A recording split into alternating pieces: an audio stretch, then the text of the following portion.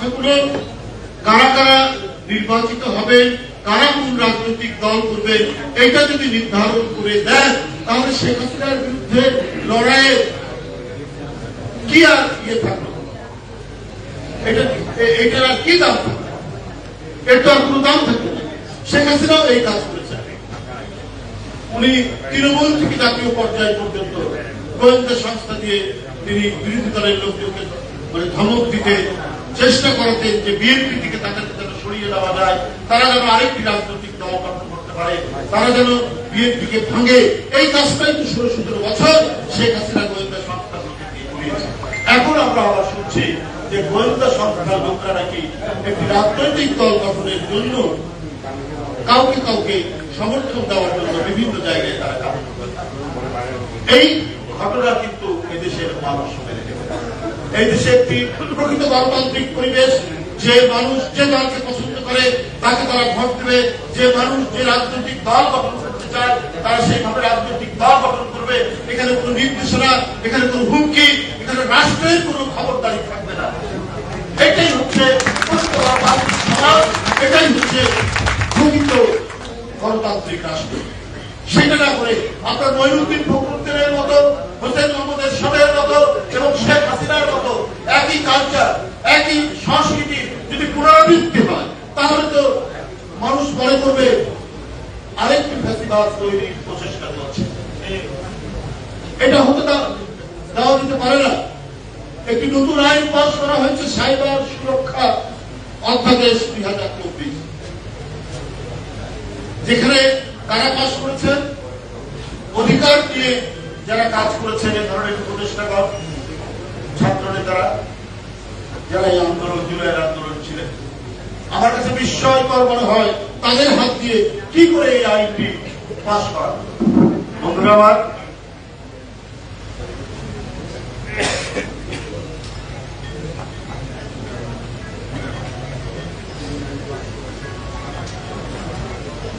এই জাতীয় সাইবার সুরক্ষা এজেন্সি, এখানে আপনার এজেন্সি এবং আইন শৃঙ্খলা বাহিনীকে অস্পষ্ট ও বিস্তৃত ক্ষমতা প্রদান করেছে। এই আইনের 8-1 এবং 2 ধারায় বলা হয়েছে, জাতীয় সংহতি, নিরাপত্তা, প্রতিরক্ষা, ধর্মীয় মূল্যবোধ ও জনশৃঙ্খলার জন্য হুমকি বলে মনে করা যে কোনো তথ্য অপসারণ বা ব্লক করার ক্ষমতা দেওয়া হয়েছে। এটা তো আপনার ডিজিটাল নিরাপত্তা আইনেরই তো একটা এক্সটেনশন বলে মনে হচ্ছে আমার কাছে। শেখ হাসিনা কণ্ঠরোধে যে প্রচেষ্টা করেছেন দীর্ঘ 15 বছর, এবং এর জন্য তিনি যে আইন প্রণয়ন করেছেন, কালা কানুন প্রণয়ন করেছে, আমরা তো এটা তো এই সরকার একটি বিপ্লবের মাধ্যমে যে সরকার, তার কাছ থেকে এটা প্রত্যাশা করা যায় না। এখানে জাতীয় সংহতির কি সংজ্ঞা হতে পারে, এখানে আপনার নিরাপত্তার কি সংজ্ঞা, ধর্মীয় মূল্যবোধীরা আপনারা কি সংজ্ঞা দিচ্ছেন?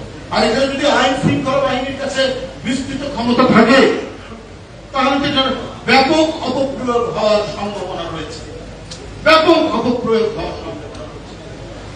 আমরা বিভিন্ন জায়গায় যে মামলা, আপনার স্বৈরাচার এবং ফ্যাসিস্টদের দোষরদের মামলায় অনেক জায়গায় আমরা দেখতে পাচ্ছি যে যারা আন্দোলন করেছে তাদেরও নাম আছে। তারা আইন শৃঙ্খলা বাহিনী, থানা, পুলিশ সঠিকভাবে কাজ করছেন না, অথবা ওই দোষররা ভিতর থেকে নানা ধরনের কলকাঠি করছে। তাদের হাতেই যদি আপনার এই সাইবার সুরক্ষা অধ্যাদেশ 2024 এই আইনটি যদি তাদের হাতে থাকে তাহলে তো এটা তো বিপজ্জনক, এটা তো আরেকটা ভয়ঙ্কর পরিস্থিতি তৈরি করবে। সুতরাং আওয়ামী লীগের তৈরি করা আইনের সাথে এই আইনের তো তেমন পার্থক্য থাকছে না, বরং বিভিন্ন বিষয়ের সংজ্ঞা নির্ধারণের অস্পষ্টতার কারণে আমরা মনে করি এই আইনের দ্বারা বাক স্বাধীনতা রুদ্ধ করার প্রচেষ্টায় কোন ধরনের উন্নতি হবে না। এই আইনের দ্বারাই সম্ভব বন্ধ করতে পারে। এখানে অন্তর্বর্তীকালীন সরকার তারা জিনিসটাকে যাচাই বাছাই না করে হয় তারা এটি করেছেন, অথবা তাদের মনে যদি কোনো অসৎ উদ্দেশ্য থাকে যে আমরা আবারও মঈনুদ্দিন ফখরুদ্দিনরা যে প্রচেষ্টা নিয়েছেন বিএনপিকে ভাঙার, গণতান্ত্রিক শক্তিকে দুর্বল করা, সেই ধরনেরই আরেকটি ক্ষুদ্র প্রচেষ্টা অত্যন্ত ক্ষীণ আকারে এই সরকারের ভিতরে কাজ করছে কিনা, তাদের অন্তরের মধ্যে ক্রিয়াশীল আছে কিনা, এই নিয়ে জনগণের কিন্তু ব্যাপক সন্দেহ দেখা যাচ্ছে।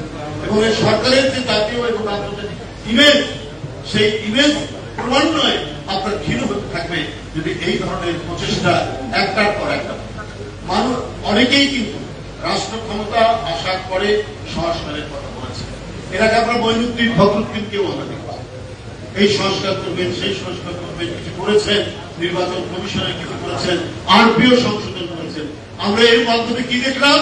এর মাধ্যমে দেখলাম শেখ হাসিনার মতো একটা নিকৃষ্ট ফ্যাসিস্ট 15 বছর দেশকে এক ধরনের একটা কি বলে যে নরকের মধ্যে পাঠিয়ে 28 লক্ষ কোটি টাকা পাচার করেছে শেখ হাসিনা। 28 লক্ষ টাকা শেখ হাসিনা, তার পরিবার এবং তার দোসররা বাংলাদেশ থেকে পাচার করেছে। কিন্তু তাকে যারা ক্ষমতায় নিয়ে এসেছিল মঈনুদ্দিন ফখরুদ্দিন, যার সম্পর্কে হাসিনা নিজেই বলেছে যে এরা হচ্ছে কি বলে আমার আন্দোলনের ফসল।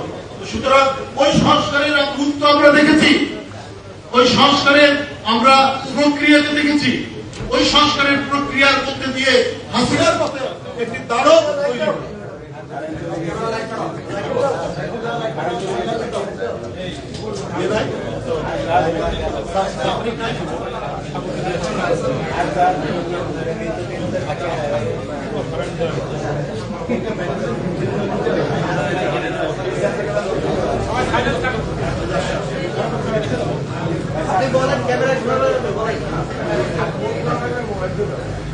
বন্ধুরা আমার, তো আমরা এখন এই সংস্কারের যে কি রূপ হবে, কোন পর্যায়ে নিয়ে যাবে সেটা আমরা বলতে পারি না। কারণ আজকে সাইবার সুরক্ষা যে আমরা রূপটি দেখছি, সেই রূপটিতে আমার কাছে ভালো কিছু ফিরছে না।